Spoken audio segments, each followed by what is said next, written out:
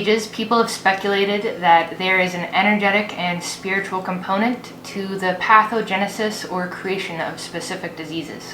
What if certain diseases are messages from the universe or our higher selves? What if certain patterns of thinking and feeling cause certain diseases to develop? In this video, I will be discussing topics that relate to these questions and so much more. Welcome back to my channel. My name is Victoria. I am a newly diagnosed MS warrior living in Ontario, Canada. I've done a lot of research as well as inner reflection since my diagnosis in July of 2022 and would love to share some of my discoveries.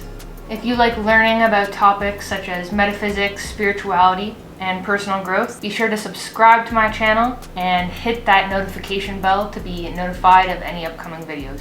This diagnosis with MS has honestly been a big wake-up call for me, and it took a crisis point for me to truly wake up to how I've not been living in alignment with my highest self. I have begun the healing journey and have started to see some themes that I would like to share. MS is pretty common, especially in countries that are farther away from the equator like Canada. Canada has one of the highest rates of MS in the world. According to mssociety.ca, over 90,000 people in Canada are currently living with MS, meaning 1 in every 400 people. It is so crazy to me how, until I got my diagnosis, I had pretty much no idea or knowledge about MS, and yet it's so common. I'm on a quest to understand how these modes of thinking or feeling have landed me with these symptoms, and the reason why my own immune system is attacking itself. I feel in my heart that sharing these ideas is important because so many people suffer from these symptoms every day. So without further ado, here are some emotional, behavioral, and energetic patterns that I've noticed in relation to the development of autoimmune diseases, specifically multiple sclerosis.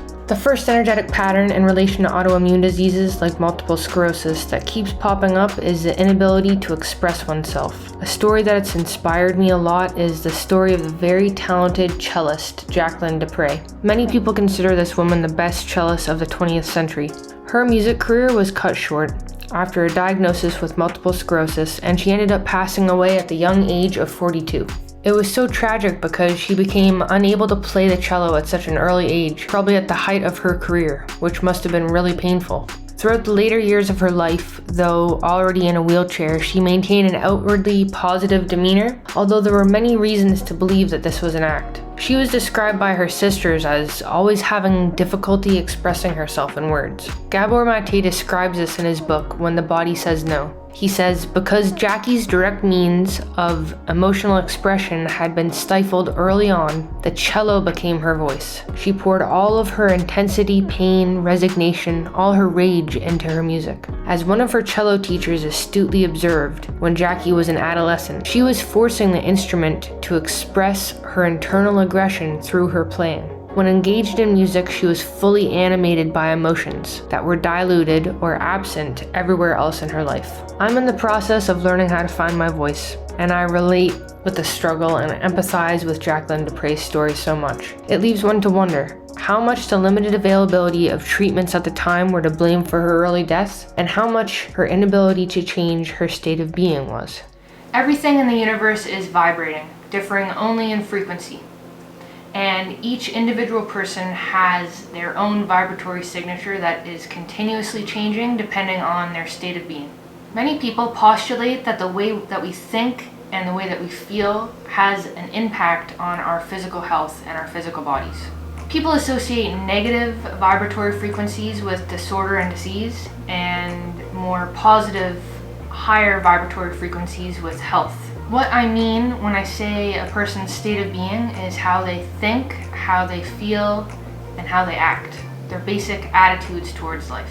How their brains are wired from their experiences. Alberto Villoldo, in his powerful book Shaman Healer Sage, says, in time, I discovered another kind of black magic we can do to ourselves. The negative thoughts and beliefs that keep us from our personal power and wreak havoc on our immune system. There is a recently developed field of research that takes into account the interrelated nature of all the subsystems of the body. This field is called psychoneuroimmunology, or PNI for short. This field was actually renamed to include the endocrine system, or hormonal system of the body. So now the field is called psychoneuroimmunoendocrinology. What a mouthful.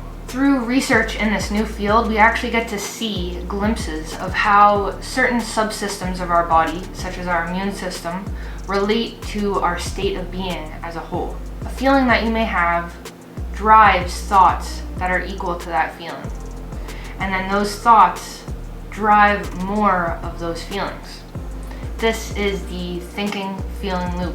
A certain state of being causes certain chemicals or neurotransmitters and hormones to be produced in our bodies. For instance, if you're feeling stressed out, your body's going to be producing cortisol and adrenaline. Many people are living in chronic states of stress, where they're experiencing these states of stress for extended periods of time. And this is one of the major contributing factors in disease and health issues. The concept of being addicted to the chemicals that our bodies produce after certain emotions or feelings was a concept that was first introduced to me by Dr. Joe Dispenza. The chemical cocktails that our bodies produce in certain states of being are very addictive, and this causes us to remain in certain patterns of thinking and feeling. Dr. Joe Dispenza talks about the concept of emotions being residual energy from the past and nothing more. By placing our attention and energy on the past, we are literally sucking the life force energy out of our fields and therefore making ourselves more susceptible to diseases and health issues. So many people who have studied the work of Dr. Joe Dispenza or taken his workshops have seen incredible breakthroughs. In an appointment I had with a naturopathic doctor seeking treatment for my MS, she actually told me that she herself had participated in his workshops and highly recommended I continue learning about his work. This was so motivating to me and definitely a sign that I'm on the right path. I just finished reading a really amazing book called Power versus Force by David Hawkins. If you ever watch Aaron Doughty, a really inspiring figure in my opinion on YouTube, a lot of the concepts he talks about are related to ideas first introduced by David Hawkins, such as the scale of consciousness. Hawkins has formulated a scale of consciousness that shows that negative emotions are more linked with the lower levels of consciousness, and positive emotions are linked with higher states of consciousness. In this book, he talks a lot about attractor fields, which are fields of energy that exist non-physically. These fields are created by a person's thoughts, feelings, attitudes, and general stream of consciousness. These fields interact with your own body as well as the bodies of others.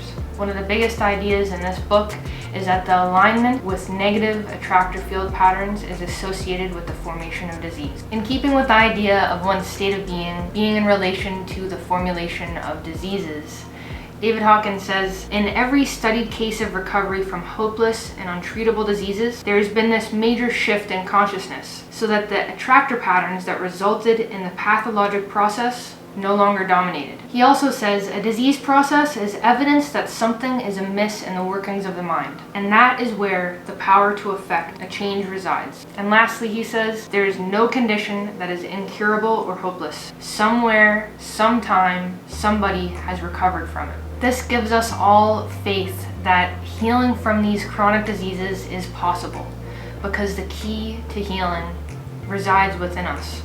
So deep down, I realize that I am the one who has created this disease. Not consciously, not on purpose, and it's not about blame anyways. It's about finding the root causes of these diseases and the symptoms that we experience, in hopes that we can figure out ways to reverse them. If I was the one who created the conditions for this disease to become manifest, I can also uncreate it as well. Edgar Cayce was a very famous American psychic and clairvoyant who was known for his readings that he did while in a trance state. Most of these readings concerned healing illnesses.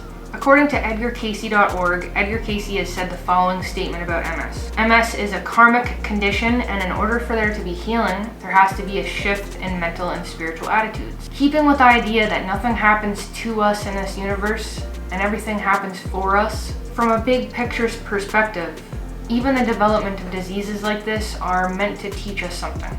They're required for the development of a person's soul, and we learn so much from experiences like this. EdgarCayce.org also says, with this attitude adjustment towards one condition, Cayce also emphasized a positive mental attitude about the healing process.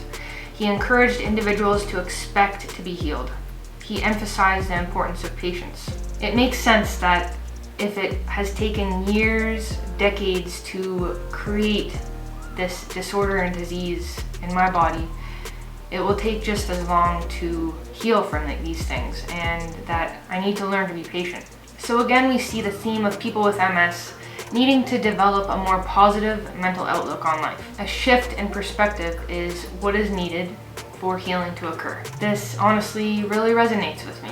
Another energetic and behavioral pattern that I've noticed repeatedly regarding autoimmune diseases like MS is a lack of self-love and self-worth. Julia Cannon, daughter of the creator of quantum healing hypnosis technique, Dolores Cannon, spoke about autoimmune disease, and she described it as self-hatred and self-attack. I've mentioned Julia Cannon's book Soul Speak in some of my previous videos, where she discusses specific meanings and messages of specific ailments. An individual with low self-worth doesn't have a proper balance between giving and receiving. They sometimes can put their attention more on others' needs or try to control people, things, or outcomes in their environment to escape from the void and from the feelings of their inherent low self-worth.